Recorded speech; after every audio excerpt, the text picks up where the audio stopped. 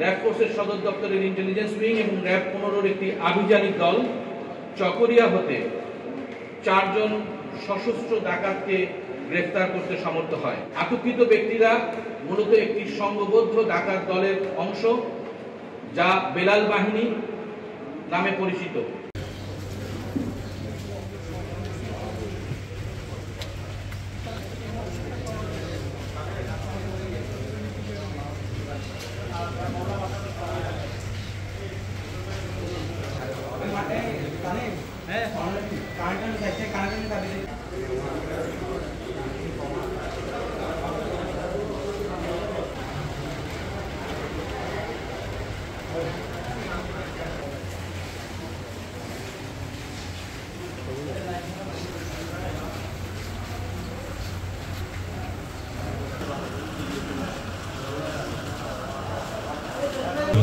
Halo, bismillahirrahmanirrahim.